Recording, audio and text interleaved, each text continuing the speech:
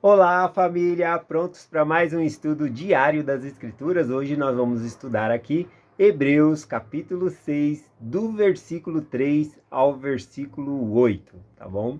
O versículo 9 também. Bom, enfim, eu troquei o cenário aqui, né? Normalmente eu gravo na outra parede, eu estou no mesmo quarto, mas eu gravo na outra parede branca ali.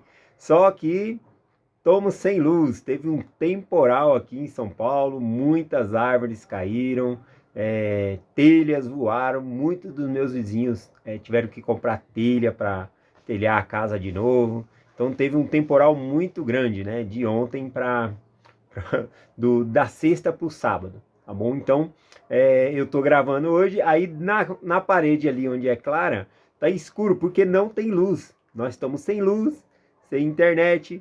Tava sem água, a água voltou já. Para mim não fez falta água porque eu tinha água da caixa, então tava usando a água da caixa. Mas agora há pouco acabou a luz, então eu não consigo acender as luzes, ligar a ring light, né, para dar uma claridade aqui no rosto, para compartilhar a mensagem. Então o que eu fiz? Eu troquei a parede, né? Eu peguei, vim da parede ali e vim ficar de frente com a janela para aproveitar a luz do sol, tá bom? Então por isso que vocês estão vendo um cenário diferente. Aqui atrás é o guarda-roupa da minha filha. Na verdade, eu fechei a porta dele porque tem um espelho, né? E aí o espelho vai ficar refletindo outras coisas no quarto, não ficou legal. Então, eu abri as portas aqui, a menina é organizada, tá? Não tá bagunçada aqui as coisas, né? Então tá tudo certo. Então hoje a gente vai estudar aqui, só justificando aí, também eu vou ter que procurar um lugar com internet, né, para enviar, porque a TIM também aqui na região, todos os que têm celular TIM, que eu conversei, estão sem sinal também. Então a rede TIM tem que voltar também para mim conseguir, ó, pelo menos tentar enviar esse vídeo aqui, mas sempre dá certo, né? Sempre dá certo. Já faz bastante tempo que diariamente a gente estuda as escrituras e todos os dias dá certo. Às vezes no limite do tempo ali a gente consegue enviar a mensagem, sempre dá certo, né? Quando a gente se empenha, Deus ele vai lá e recompensa a gente com os esforços, né, para a bênção vir. Então eu tenho certeza que esse vídeo aqui vai chegar como os outros, né, diariamente aí para nós, tá bom? Então vamos lá para o estudo aqui, Hebreus capítulo 6, do versículo 3 ao versículo 8 aqui, o versículo 9 também eu vou ler. É uma complementação do estudo de ontem. Ontem nós falamos sobre aqueles que vão chegar no reino celestial, que o autor do livro aqui fala, de vocês eu espero algo mais, e começa a falar ali, né? Do versículo 3, então a gente vai lendo aqui e vamos explicando, tá bom? O versículo 3 aqui, eu já estou pegando direto na explicação aqui de Joseph Smith, tá bom? Ou seja, a tradução que Joseph Smith fez sobre esses versículos aqui. E alguns pontos aqui eu vou deixar as duas traduções, né? A normal que nós temos e a tradução de Joseph Smith. E alguns versículos parece que estão idênticos com a tradução de Joseph Smith, mas nós temos que lembrar que quando Joseph Smith traduziu, isso foi em 1840, 1841. Então, nessa época aí, eram poucas traduções. Hoje em dia, a tradução do grego é muito melhor, muito mais, existe mais compreensão sobre o grego hoje do que na época de Joseph Smith, né? E eu fico espantado ao ver que na tradução ali fica muito bom, né? O que traz um esclarecimento para o texto ainda hoje. A estudar aqui Hebreus 6, do versículo 3 ao versículo 8, pela tradução de Joseph Smith, é outro nível, é outro tipo de explicação. Até porque esse capítulo aqui, eu não sei se vocês sabem, é um dos capítulos mais difíceis de compreender dentro do Novo Testamento, tá bom? Por causa que eles ficam indecisos. Porque aqui nesse capítulo vai falar de pessoas que não há mais arrependimento para elas. Chegou nesse nível, não há mais arrependimento, elas estão perdidas. E aí, estudiosos ficam confusos. Que tipo de pessoa é essa, né? Que pecado é esse que cometeram, que não tem arrependimento mais, que não há perdão, tá bom? Então, nessa luz dessa explicação aqui, a gente vai entender um pouquinho melhor. Vamos lá. Versículo 3, então, diz assim: prosseguiremos até a perfeição, se Deus o permitir. Esse prosseguiremos até a perfeição é dos versículos anteriores aqui, que Joseph Smith traduziu, falando dos rudimentos, que nós não podemos deixar os rudimentos, as coisas básicas do evangelho, mas que nós devemos sobrepor, ter aquelas e ainda fazer mais convênios com o Senhor, não deixar aquelas. Como ele havia explicado, né? Não só ficar com o leite, mas também absorver outras coisas para a nossa vida. É sobrepor as coisas aqui, tá bom? E aqui no versículo 3 ainda diz assim, se Deus o permitir. Como assim Deus não vai permitir, né? Aqui ele vai começar a falar então de algumas pessoas que não têm mais chance. Então, Deus não permite o arrependimento para essas pessoas. E é isso que confunde os estudiosos, né? Que tipo de pessoas são essas? Vamos observar aqui, ó, versículo 4 em diante. Porque ele tornou impossível que os que já uma vez foram iluminados e provaram o dom celestial e se fizeram participantes do Espírito Santo. Provaram a boa palavra de Deus e os poderes do mundo futuro e vieram a cair. Sejam renovados outra vez para o arrependimento, visto que eles crucificam de novo para si mesmo o Filho de Deus e o expõem ao vitupério, né? Vamos por parte aqui então para nós entendermos. Ele fala aqui, porque ele tornou impossível os que já uma vez foram iluminados.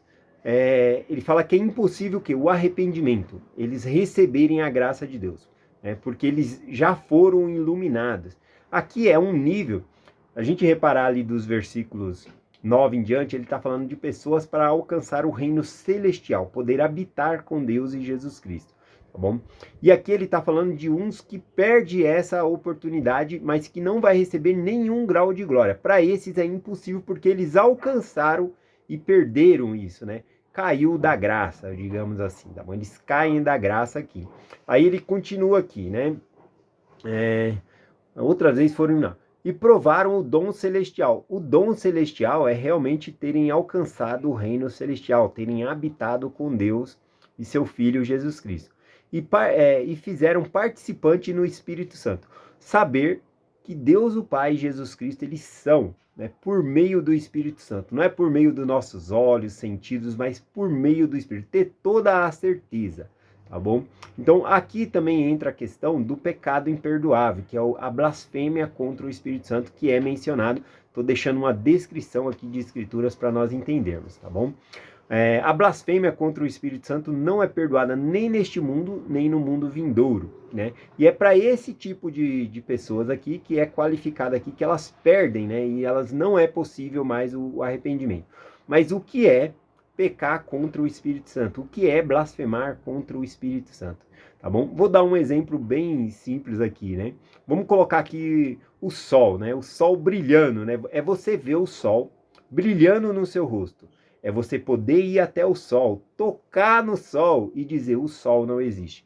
É você saber com toda a certeza do Pai Celestial e Jesus Cristo. Não por meio do seu sentido, não é por meio da sua fé, é ter a certeza. Bom, por exemplo, quem está nessa condição aqui de perdido, né, de filho da perdição, são Lúcifer e todos os seus anjos que o seguiram. Tá bom? Esse era um pecado imperdoável. A crucificação de Cristo não é por esses, né? O livro de Hebreus até traz esse, que Cristo não foi crucificado pelos anjos. Então é uma menção a esses anjos, anjos caídos, tá bom? Então não é por esses que Jesus Cristo foi crucificado. Não há perdão nesse nível de iniquidade que chegaram ali, tá bom? São conhecidos como filhos da perdição, estão perdidos, totalmente perdidos. Continuando aqui, provaram a boa palavra de Deus e os poderes do mundo vindouro. Aqui, é claro, né, o texto, ele está falando sobre pessoas, né, pessoas que são nascidas aqui na Terra, não o Lúcifer e seus anjos. Ele está falando que essas pessoas também, elas podem cair no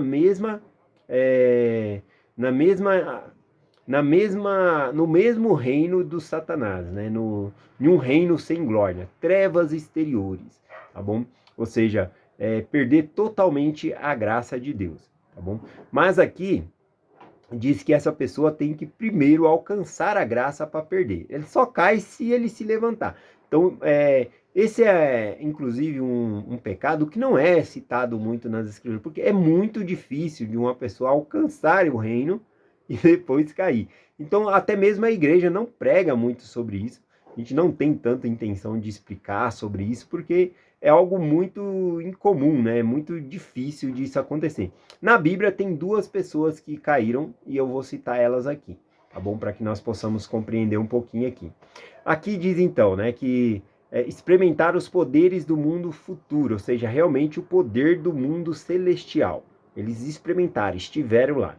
E vieram a cair. Sejam renovados outra vez para o arrependimento. Então, se a pessoa alcançou o reino celestial, viveu com Deus e Jesus Cristo lá, e aí eles vierem a cair, fala que para esses não há retorno. Não existe arrependimento para um grau de pecado desse, tá bom? Que é o mesmo grau de pecado que Lúcifer e seus anjos cometeram. Né?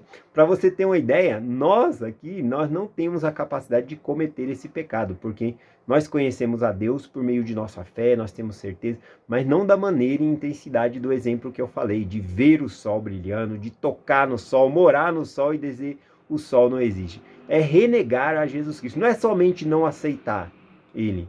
Aqui a intenção do autor é dizer que vai contra. Quando a pessoa cai, ela vai contra Cristo, ela vai contra Deus, que é o papel do adversário hoje, tá bom? É isso que significa aqui. E vieram cair, sejam renovados outra vez para o arrependimento, ou seja, é impossível eles serem renovados, visto que eles crucificaram de novo para si mesmo o Filho de Deus. Esse crucificaram para si mesmo significa que a pessoa matou Jesus Cristo dentro de si, dentro do seu coração. Seria o mesmo que dizer, deita aí na cruz que eu vou pregar você de novo. O ódio seria imenso contra Jesus Cristo e o Pai Celestial. Então, para esses não há perdão, porque eles mataram Jesus Cristo dentro de si. Até porque a salvação vem por meio de Jesus Cristo. Se você não aceita a expiação de Jesus Cristo, a salvação de Cristo, como é que você vai ser salvo? Se ele é o único caminho que nós temos para a salvação. Então, faz muito sentido esse tipo de pessoa não poder se arrepender, né? Voltar ao nível para voltar à graça de novo. Tá bom? Voltar ao reino celestial novamente. Mas lembrando que é muito difícil porque tem que alcançar primeiro o reino e seria um nível de conhecimento perfeito, que eu não tenho e muito. Eu acho que pouquíssimas pessoas na Terra teriam a capacidade de cometer esse pecado imperdoável aqui. Né? Então, negar o Espírito Santo, não se preocupa que não é duvidar, não é questionar, não é nada disso, tá bom? É ter um conhecimento perfeito e depois ir contra Deus. Seria se tornar um opositor.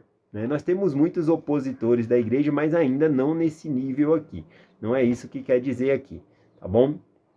E aí ele fala aqui, né? Tendo crucificado para si mesmo o Filho de Deus, e o expõe ao vitupério. Vitupério aqui no grego significa aqui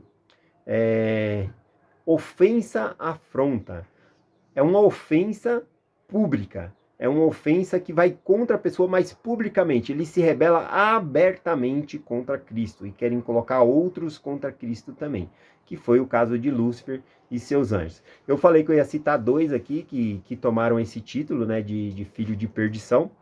Um deles foi Caim, né, diz lá em Moisés, capítulo 5, do versículo 22 ao 26, se você quiser compartilhar, ler depois, tá bom? Lá fala que ele será chamado filho da perdição, né? Ele fez convênio com o inimigo, né? Fez convênio com o inimigo e ele não dá ouvido ao Senhor. Então ele volta-se completamente contra Deus e mata seu irmão também, tá bom?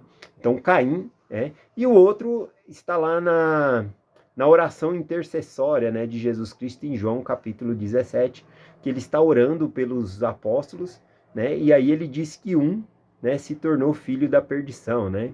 Ele diz lá em João capítulo 17, versículo 12, né? A nenhum deles se perdeu, senão o filho da perdição, simbolizando ali Judas. Para Judas, então, também não há perdão. Né? Ele chegou em um nível ali que não havia perdão mais para ele, tá bom? Nós não temos todo o relato bíblico, tudo que Judas fez, ou qual os acordos que ele fez com, sei lá, né? Não vou ficar conjecturando aqui, mas o próprio Cristo chamou ele de filho da perdição. Então ele se torna alguém que não há possível mais o arrependimento, tá bom? Então, ou seja, diretamente aí para as trevas exteriores. As trevas exteriores é não receber nenhum dos graus de glória, tá bom? Que vai habitar lá com Lúcifer e seus anjos. Continuando aqui o versículo, então, o versículo 7 e o versículo 8, diz assim: Porque vem dias em que a terra se embebeda da chuva, e muitas vezes cai sobre ela, e produz ervas proveitosas para aqueles que nela habitam. Por quem é lavrada, e agora bebe a bênção de Deus, e será purificada com fogo. Porque a que produz espinho, abrolhos, é rejeitada, e perto está da maldição. Portanto, os que não produzirem bons frutos serão lançados no fogo, pois o seu fim será ser queimado. Bom, aqui o versículo 7 e o 8, ele dá a intenção aqui das bênçãos de Deus caindo, né, sobre uma lavoura, sobre a terra, e aí a terra produz frutos, tudo. E ele fala que aquele que não produz fruto, ele é cortado. Aqui fica mais fácil a gente entender na parábola do semeador. Né? Na parábola do semeador, são 4 tipos de terrenos ali, 4 tipos de solo, mas nesse solo aqui, está representando somente o bom solo, que é aquele que produziu. Deixa eu compartilhar aqui que fica mais fácil. É Mateus 13, o versículo 8. Tá bom? Vou falar só da que caiu em boa terra. E aqui caiu em boa terra diz assim: E a outra caiu em boa terra e deu frutos. Um grão produziu 100, o outro 60 e o outro 30, né? 100, 60 e 30.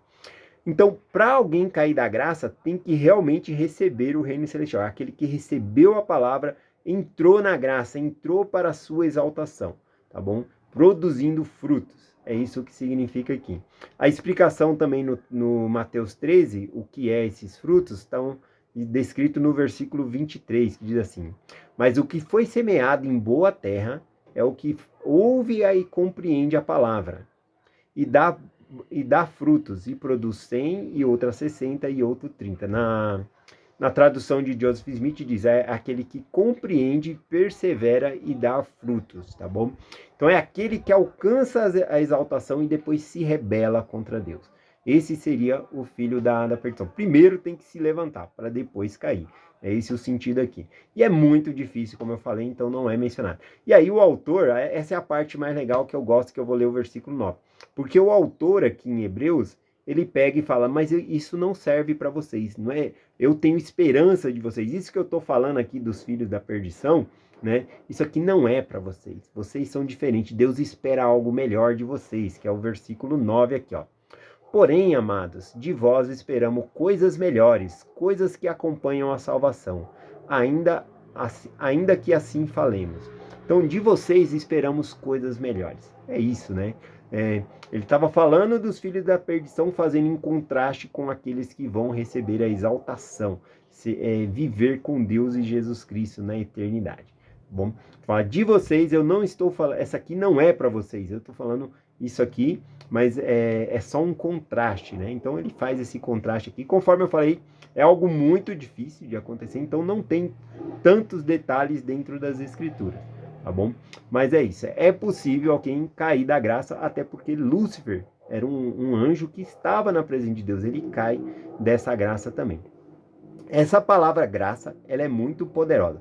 Olha, eu não sou supersticioso, mas eu sei que aquilo que nós falamos e pensamos, nós atraímos para a nossa vida, porque Deus criou uma lei imutável, né? A lei da atração, lei da colheita, você pode dar vários nomes para isso, mas existe uma lei, tá bom? Inclusive reclamar, né? A palavra reclamar significa clamar 2 vezes. Então, se a pessoa vive reclamando, vive acontecendo coisa ruim na vida da pessoa. Porque Deus, ele criou uma lei sobre a terra, tá bom? E as coisas obedecem essa lei, tá bom? Então, existe uma lei da atração, a lei da semeadura, como nós queremos chamar, tá bom? Mas, eu não gosto de falar essa palavra, não por superstição, é que eu acho ela muito forte. É o contrário de graça, né? Eu nem gosto de falar essa palavra, seria desgraçado. É uma pessoa sem graça, né? Que não tem a graça. Eu acho que a palavra no português não fica adequada, né? Sem graça, porque parece que é uma pessoa que não é engraçada. Mas a graça aqui está falando do favor de Deus. É outro nível, tá bom? Então, a pessoa desgraçada seria uma pessoa que não vai receber nenhum grau de glória. Não vai receber graça nenhuma do Senhor, tá bom? não vai receber nenhum benefício da expiação do nosso Senhor Jesus Cristo.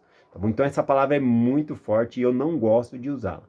Eu prefiro usar o antônimo dela, né? O contrário dela, que é a graça, o favor de Deus que nós recebemos. Tá bom? Então eu deixo essa mensagem com vocês dizendo que, como o autor acredita que essas coisas que foi explicado aqui não é para nós, né? Nós estamos alcançando a graça de Deus, nós queremos alcançar o reino celestial. Então, aqui em Hebreus 6, ele fala várias coisas aqui de como alcançar esse reino, né? Que é por meio de Jesus Cristo. A nossa confiança está em Jesus Cristo, né? Ele fala várias coisas. Se tiver dúvida, vai na mensagem de ontem, porque essa aqui é só um complemento da mensagem de ontem, tá bom? E na mensagem de ontem vai clarear um pouquinho melhor a mensagem de hoje, tá bom? É essa a mensagem que eu compartilho com vocês, em nome de Jesus Cristo, amém. Até amanhã. Vou fazer assim, esse vídeo vai ficar muito tempo no YouTube, eu vou pegar a mensagem de ontem que eu compartilhei, vou deixar o link na própria descrição do vídeo. Por quê? Porque mais para frente, se alguém falar, agora como é que eu vou saber onde está a mensagem de ontem, né? Porque aqui a gente vem numa sequência, mas quem vai assistir muito lá na frente não sabe. Aí é só clicar no link da mensagem que foi ontem, que eu vou deixar na descrição do vídeo, e aí pronto, já vai saber qual foi a mensagem que eu compartilhei ontem, tá bom? É isso. Deixamos essa mensagem com vocês, em nome de Jesus Cristo. Amém. Até amanhã.